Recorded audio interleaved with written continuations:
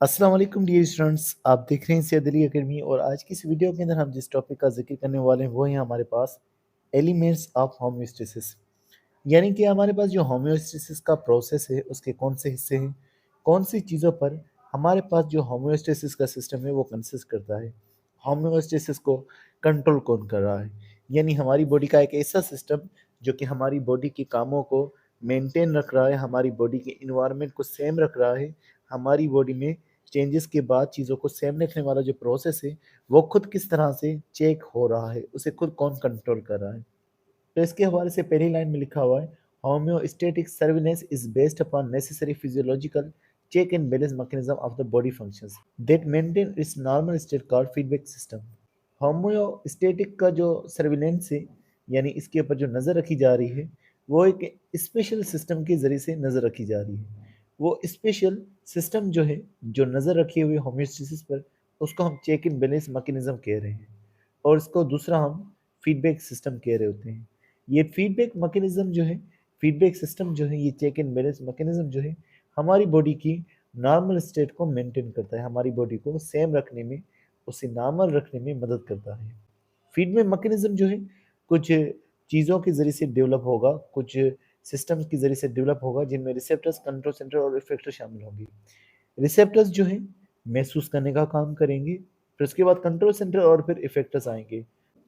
Control centre जो है command जारी करता है। कंट्रोल सेंटर के पास जब कोई खबर पहुंचती है रिसेप्टर्स के ज़रिए से, तो कंट्रोल सेंटर फिर उससे कमांड जारी करेगा उसे ठीक करने के लिए, और वो कमांड इफेक्टर के पास पहुंचाता है। तो रिसेप्टर्स की बात करें तो लिखा हुआ है, receptors are the sensory organ neurologically connected with the nervous system. ये रिसेप्टर्स जो होते हैं सेंस ऑर्गन्स में मौजूद होते हैं और न्यूरॉन्स के साथ ये कनेक्टेड होते हैं। तो अगर कोई भी चेंज होगा तो ये डिटेक्ट करेंगे एक्सटर्नल या इंटरनल इन्वायरमेंट के चेंजेस को, और फिर मैसेज भेजेंगे कंट्रोल सेंटर को, यानी कि हमारे पास सीएनएस को ये पैगाम भेजेंगे। अब रिसेप्टर्स कई तरह के हो सकते हैं। मिसाल के तौर पर स्किन सेंस ऑर्गन है, तो सेंस ऑर्गन में ये रिसेप्टर्स मौजूद होंगे। स्किन में जो रिसेप्टर्स होंगे टेम्परेचर रिसेप्टर होंगे। उसके अलावा टंग की बात करें, ज़ुबान की, वहाँ पर भी रिसेप्टर्स मौजूद होंगे जो जायके को महसूस करेंगे। इसी तरह से नोज़ में भी रिसेप्टर्स मौजूद हैं जो कि स्मेल को महसूस कर रहे हैं। तो रिसेप्टर्स अलग अलग तरह के हैं जो सेंस ऑर्गन्स में मौजूद हैं, और ये मैसेजेस को कंट्रोल सेंटर यानी सीएनएस के पास पहुँचाएंगे। सीएनएस क्योंकि हमारा कंट्रोल सेंटर है, तो ये कंट्रोल सेंटर के तौर पर रेस्पॉन्ड करेगा, और फिर जो इफेक्टेड होगा, जो कि काम करेगा, उसे पैगाम भेजेगा ताकि कोई चीज़ को नॉर्मल कर सके। मिसाल के तौर पर अगर टेम्परेचर हमारा बढ़ा है, तो टेम्परेचर को मेंटेन करने के लिए जो हमारे पास ऑर्गन है वो हमारा स्किन है, वो स्वेट प्रोड्यूस करके हमारी बॉडी के टेम्परेचर को नॉर्मल करेगा। तो टेम्परेचर की खबर भी स्किन दिमाग को देगा, कंट्रोल सेंटर को देगा, और फिर कंट्रोल सेंटर स्किन को यानी इफेक्टर को बोलेगा कि आप इस टेम्परेचर को नॉर्मल करें। तो इस तरह से सबसे पहले रिसेप्टर्स जो खबर देंगे कंट्रोल सेंटर को, और कंट्रोल सेंटर फिर इफेक्टर को बोलेगा कि आप उन चीज़ों को ठीक कर दें, दुरुस्त कर दें। अब हम बात करते हैं फीडबैक सिस्टम के बारे में, इसकी डेफिनेशन के बारे में, इसके इंट्रोडक्शन के बारे में। तो फीडबैक सिस्टम जो है एक तरह का रेस्पॉन्स होता है। ये फीडबैक सिस्टम जो है एक तरह का रेस्पॉन्स होता है जो कि किसी सिस्टम के अंदर होगा। वो सिस्टम मॉलिक्यूल का हो सकता है, सेल का हो सकता है, ऑर्गेनिज्म का या पॉपुलेशन का हो सकता है। तो इस सिस्टम के अंदर एक रेस्पॉन्स होगा, और ये रेस्पॉन्स जो होगा ये कंटिन्यू हुई एक्टिविटी पर असरअंदाज करेगा। यानी कि एक सिस्टम में कोई काम हो रहा था, तो वहाँ पर एक रेस्पॉन्स आ जाएगा जो कि उस काम पर असरअंदाज करेगा। तो उस काम से जो भी चीज़ हो रही होगी, कोई चीज़ बन रही है, तो उस पर भी असरअंदाज होगा, प्रोडक्टिविटी ऑफ द सिस्टम पर भी ये असरअंदाज होगा। यानी कि एक चीज़ चल रही थी या फिर कोई चीज़ बनाई जा रही थी, तो वहाँ पर एक ऐसा रिस्पॉन्स जो उस पर असरअंदाज होगा, उसे कम कर देगा या ज़्यादा कर देगा। 2 तरह के फीडबैक सिस्टम्स होते हैं, एक को हम पॉजिटिव और दूसरे को नेगेटिव फीडबैक कहते हैं। अब हम सबसे पहले पॉजिटिव फीडबैक की बात करें, तो पॉजिटिव फीडबैक का काम होता है इंक्रीज़ या शुरू करना चेंज ऑफ द आउटपुट को। इंक्रीज़ या शुरू करने का मतलब होता है कि अगर कोई भी हमारे बायोलॉजिकल सिस्टम के अंदर कोई चीज़ हो चुकी है, मिसाल के तौर पर हमारे अंदर कोई चीज़ बढ़ रही है, तो उसे मज़ीद बढ़ा देगा। या फिर अगर कोई चीज़ कम हो रही है, तो उसे मज़ीद उस काम को इंक्रीज़ कर देगा, यानी कम होने वाले काम को मज़ीद इंक्रीज़ कर देगा, वो चीज़ और ज़्यादा कम होगी। तो इस तरह से किसी भी काम को ये इंक्रीज़ करा सकता है, या अगर किसी काम को शुरू करना हो, इनिशिएट करना हो, तो किसी काम को इनिशिएट भी कर सकता है। अब इसकी मिसाल को डिस्कस करते हैं। हम हमारी ब्लीडिंग के साथ, कि अगर हमारी बॉडी इंजर्ड हो जाती है और उसमें से जो है हमारे पास खून बहना शुरू हो जाता है, तो पॉजिटिव फीडबैक मैकेनिज्म वहाँ पर काम करना शुरू करेगा।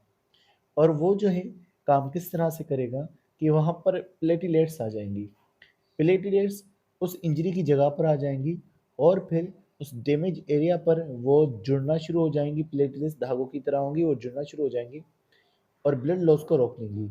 और जुड़ करके जो कोई ब्लड वेसल की वॉल डैमेज हुई है तो उसे भी रिपेयर कर लेगी। तो इस तरह से एक ब्लड क्लॉट बन जाएगा, यानी कि खून का एक बड़ा सा स्ट्रक्चर बन जाएगा जो कि ब्लड को रोक लेगा। तो ब्लड लॉस जो है फिर मिनिमम हो जाएगा। और इस तरह से जब ये काम हो जाएगा तो फीडबैक मैकेनिज्म जो है वो भी एंड हो जाएगा। तो पॉजिटिव फीडबैक जो है किसी चीज़ को स्टेबल नहीं बनाता, बल्कि ये किसी चेंज को इंटेंसिफाई यानी कि किसी चेंज को और ज़्यादा बढ़ा देता है।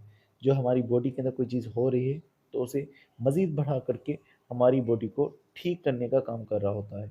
यानी ये नॉर्मल किसी चीज़ को नहीं कर रहा, बल्कि हमारी बॉडी में होने वाले चेंज को और ज़्यादा तेज़ करके हमारी बॉडी के लिए फ़ायदा पहुँचा रहा होता है।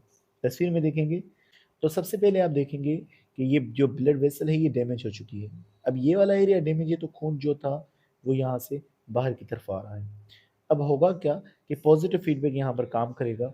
और पॉजिटिव फीडबैक किस तरह से काम करेगा कि पहले जो है प्लेटलेट्स जो है वो आएंगी और कुछ केमिकल्स को रिलीज करेंगी। प्लेटलेट्स की वजह से कुछ केमिकल्स आएंगे और वो जब केमिकल्स आएंगे तो वो मज़ीद और प्लेटलेट्स को अट्रैक्ट करेंगे। यानी कि प्लेटलेट्स का बहुत ज़्यादा तादाद हो जाएगा। यानी पहले प्लेटलेट्स आ रही थी, वो कुछ केमिकल्स को प्रोड्यूस कराएंगी और वो केमिकल्स आकर के और ज़्यादा प्लेटलेट्स को वहाँ पर प्रोड्यूस कराएंगे। अब ज़्यादा प्लेटलेट्स जब आ जाएंगी तो वो ब्लड की डैमेज एरिया पर, ब्लड वेसल की डैमेज एरिया पर जमा हो जाएंगी और वो जमा होकर के एक क्लॉट बना देंगी जिसमें ब्लड सेल्स भी शामिल होंगे और फिर वो उस डैमेज एरिया को रिपेयर कर देगा। तो इस तरह से खून बहना भी जो है बंद हो जाएगा। अब हम बात करते हैं हमारे पास होने वाले नेगेटिव फीडबैक मैकेनिज्म के बारे में। इस नेगेटिव फीडबैक के बारे में लिखा हुआ है कि ये सप्रेस करता है, रोक देता है, हल्का कर देता है नॉर्मल फिजियोलॉजिकल एक्टिविटीज़ को, ताकि हमारी बॉडी जो है वो नॉर्मल स्टेट पे आ सके। अब नॉर्मल फिजियोलॉजिकल एक्टिविटीज़ को कैसे सप्रेस करेगा? मिसाल की तरफ हमारी बॉडी के अंदर कोई काम नॉर्मल रफ्तार के साथ हो रहा है। अब वो नॉर्मल रफ्तार के साथ होता रहेगा, लेकिन वो हमारी बॉडी के लिए काफ़ी नहीं होगा। तो उसे रोक करके और ज़्यादा तेज़ काम कर दिया जाएगा ताकि हमारी बॉडी जो है वो नॉर्मल लेवल पर आ सके। अब इसकी एक मिसाल से समझेंगे। मिसाल के तौर पर बाहर की तरफ कोल्ड है, यानी कि सर्दी का मौसम है। अब सर्दी के मौसम के अंदर हमारी बॉडी का टेम्परेचर डिक्रीज़ होना शुरू हो जाएगा और हमारा टेम्परेचर इतना कम हो जाएगा कि वो सेट पॉइंट की रेंज से भी कम हो जाएगा। हमें मालूम है कि टेम्परेचर जो होता है वो हमेशा हॉट जगह से कोल्ड जगह की तरफ जाएगा। बाहर की तरफ अगर ठंड मौजूद है तो हमारी बॉडी उस हिसाब से गर्म है, तो हमारी बॉडी से जो हीट है वो बाहर की तरफ जाएगी और नतीजे में हमारे सेट पॉइंट की रेंज से भी टेम्परेचर कम हो जाएगा। अभी ये सेट पॉइंट क्या होता है? सेट पॉइंट हमारे पास एक रेंज होती है जिसके इर्द अगर कोई चेंज आता है तो हमारी नॉर्मल रेंज जो है वो तब्दील हो जाती है। यानी कि सेट पॉइंट हमारी एक नॉर्मल रेंज है जिसके इर्द कोई भी चेंज आ गया तो यानी कि हमारी नॉर्मल सूरत हाल बदल जाएगी। नॉर्मल सूरत हाल क्या होती है? नॉर्मल रेंज क्या होती है? नॉर्मल रेंज जो है एक वैल्यूज़ पर मुश्तमिल होती है, एक रिस्ट्रिक्टेड वैल्यू पर मुश्तमिल होती है और वो वैल्यू जो होती है हमारी बॉडी को हेल्दी और स्टेबल रख रही होती है। यानी कि हमारी बॉडी में कुछ तादाद सेट किया हुआ है, कुछ नंबर सेट किए हुए हैं, कुछ वैल्यू सेट किए गए हैं, उसी पर ही हमारी बॉडी ठीक से काम करती है। जैसे हमारे टेम्परेचर के लिए जो हमारा सेट पॉइंट मौजूद है वो 37 सेल्सियस होता है। इसी तरह जो हमारा शुगर के लिए सेट पॉइंट मौजूद है वो हमारे पास 1 ग्राम पर लीटर मौजूद होता है। तो इस पर हमारी बॉडी जो है नॉर्मल रेंज में और स्टेबल और हेल्दी तौर पर काम करेगी। टेम्परेचर कम होने की सूरत में क्या होगा? नेगेटिव फीडबैक जो होगा वो हमारी बॉडी को काँपना शुरू कर देगा, यानी शिवरिंग करना शुरू करेगा। इस शिवरिंग के नतीजे में हमारी बॉडी हीट प्रोड्यूस करेगी और हीट के प्रोड्यूस होने के नतीजे में हमारी बॉडी का टेम्परेचर दोबारा से नॉर्मल सेट पॉइंट पर आ जाएगा। यानी पहले टेम्परेचर हमारा 37 सेल्सियस से कम हुआ था, 98.6 फ़ारेनहाइट से कम हुआ था। अब गर्मी प्रोड्यूस करके हमारी बॉडी इस टेम्परेचर को दोबारा से वापस इस लेवल पर लेकर आएगी। तो नेगेटिव फीडबैक हमेशा कम होती चीज़ को बढ़ाएगा और बढ़ती हुई चीज़ को कम कर देता है। अब एक चीज़ ये लाज़मी समझिएगा, नेगेटिव फीडबैक हमेशा जो काम करेगा, अगर कोई चीज़ कम होती है उसे बढ़ाएगा। यहाँ टेम्परेचर कम हुआ था तो वो अपनी एक्टिविटीज़ की मदद से टेम्परेचर को बढ़ा रहा था। अगर हमारी बॉडी में शुगर कम होती है, ब्लड में शुगर का मिकदार कम होता है तो वो उसे दोबारा से बढ़ा देता है। इसी तरह से शुगर ज़्यादा होती है तो वो उसे कम कर देता है। तो ये हमारे पास काम होता है फीडबैक मैकेनिज्म का, जिसको हम नेगेटिव फीडबैक मैकेनिज्म कह रहे हैं। अब अगर हम यहाँ पर इस तस्वीर को देखेंगे, टेम्परेचर के कम या ज़्यादा होने को देखेंगे कि नेगेटिव फीडबैक किस तरह से काम कर रहा है।